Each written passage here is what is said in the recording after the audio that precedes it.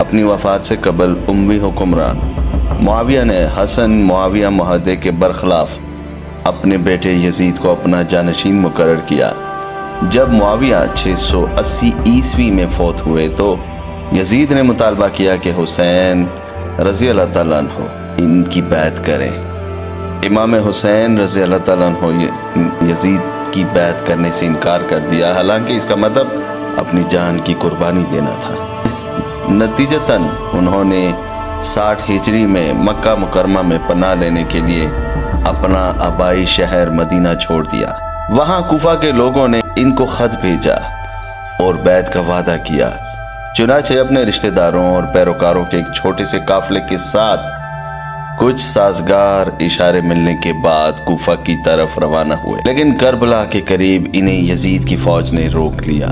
یزید نے 10 اکتوبر 680 عیسوی یعنی 10 محرم 61 ہجری کو کربلا کی لڑائی میں ان کے بیشتر اہل خانہ اور ساتھیوں سمیت، جن میں حسین رضی اللہ تعالیٰ عنہ کا 6 ماہ کا بیٹا علی اصغر، خواتین اور بچوں سمیت شہید کیا گیا اور ان کا سر قلم کر دیا گیا تھا، کیونکہ وہ 7ویں صدی کے سب سے مشکل دور میں تھے۔ اس وقت کے دوران اموی مظالم زور پکڑ گئے تھے اور حسین علیہ السلام اور اس کے حواریوں نے جو موقف اختیار کیا وہ مظالم اور ناانصافیوں کے خلاف آئندہ کی بغاوت کو متاثر کرنے والی مزاحمت کی علامت بن گیا۔ امام حسین نے اپنی زندگی کے ابتدائی 7 سال اپنے نانا حضرت محمد صلی اللہ علیہ وآلہ وسلم کے ساتھ گزارے۔ حضرت محمد صلی اللہ علیہ وآلہ وسلم کے حوالہ جات نقل کیے گئے ہیں جو حسین علیہ السلام اور اس کے بھائی حسن مجتبی میں اپنی دلچسپی ظاہر کرتے ہیں، جیسے حسن اور حسین جنت کے نوجوانوں کے مالک ہیں۔ علی ابن ابی طالب کی خلافت کے دور میں امام حسین اپنے والد کے نقش قدم پر تھے اور جنگوں میں ان کے ساتھ تھے۔ پھر انہوں نے معاویہ کے ساتھ اپنے بھائی کے امن معاہدے پر قائم رہے اور معاویہ کے خلاف کوئی کارروائی نہیں کی، تاہم انہوں نے معاویہ کی جانب سے اسلام میں صلح نامہ اور مذاہب کے خلاف یزید کو ولی عہد کی حیثیت سے قبول کرنے کی درخواست پر غور کیا اور اسے قبول نہ کیا۔ 60 ہجری میں معاویہ کی موت کے بعد انہوں نے یزید کے ساتھ بیعت کرنے سے گریز کیا اور اپنے اہل خانہ کے ساتھ مکہ چلے گئے۔ 4 ماہ تک وہیں مقیم رہے۔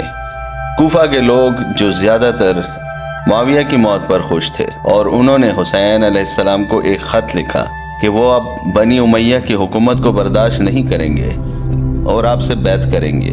امام حسین نے اپنے کزن مسلم بن عقیل کو وہاں اس صورتحال کی چھان بین کے لیے بھیجا۔ پھر کوفہ کے نئے حکمران عبید اللہ ابن زیاد کے اقدامات کے نتیجے میں لوگ خوفزدہ ہو گئے اور مسلم بن عقیل کو تنہا چھوڑ گئے۔ امام حسین کوفہ میں ہونے والے واقعات سے بے خبر اپنے دوستوں کی اما پر ذوالحجہ 60 ہجری میں کوفہ کے لیے روانہ ہوئے۔ اس سڑک کے وسط میں حرف ابن یزید ریاحی کی سربراہی میں کوفہ کے سپاہ نے کوفہ جانے والے قافلے کا راستہ روک لیا اور اس کے نتیجے میں یہ قافلہ اپنے راستے سے ہٹ گیا اور سن 61 ہجری میں محرم کے دوسرے دن کو کربلا پہنچے۔ عمر بن سعد کی کمان میں محرم کے تیسرے دن سے فوجیں کوفہ سے اس علاقے میں داخل ہو گئی۔ محرم کی 10ویں دن کی صبح عاشورہ امام حسین نے اپنے فوج تیار کی اور گھوڑے پر سوار ہو کر ابن سعد کی فوج کو خطبہ دیا اور ان سے اپنا موقف بیان کیا۔ دوبارہ بتایا گیا کہ پہلے یزید کے سامنے ہتھیار ڈالنا ضروری ہے۔ امام حسین نے جواب دیا کہ وہ کبھی خود کو غلام کی حیثیت سے سرنڈر نہیں کریں گے۔ یوں کربلا کی جنگ شروع ہوئی اور دونوں فریقوں کی ایک بڑی تعداد ہلاک ہو گئی۔ دوپہر کے بعد امام حسین کی فوج کا بہت محاصرہ کیا گیا اور سرکار تنہا رہ گئے اور ان کے سر اور بازوں کو زخمی کر کیا۔ سنان ابن انس نخوی یا شمر بن ذی الجوشن نے امام حسین علیہ السلام کا سر کاٹ دیا۔ جنگ ختم ہوئی اور ابن زیاد کے سپاہیوں نے لوٹ مار کی۔ ابن سعد نے میدان جنگ چھوڑنے کے بعد بنی اسد امام حسین اور دوسرے مقتولین کو وہاں دفن کر دیا۔ حضرت حسین ابن علی حضرت محمد صلی اللہ علیہ وآلہ وسلم کے چھوٹے نواسے اور علی بن ابی طالب اور حضرت فاطمہ زہرا کے چھوٹے بیٹے تھے۔ حضرت حسین رضی اللہ تعالیٰ عنہ نام اور ابو عبداللہ کنیت ہے۔ آپ کے بارے میں حضرت محمد صلی اللہ علیہ وآلہ وسلم کا ارشاد ہے، حسین مجھ سے ہیں اور میں حسین سے ہوں، جو حسین سے محبت کرے اللہ اس سے محبت کرے گا۔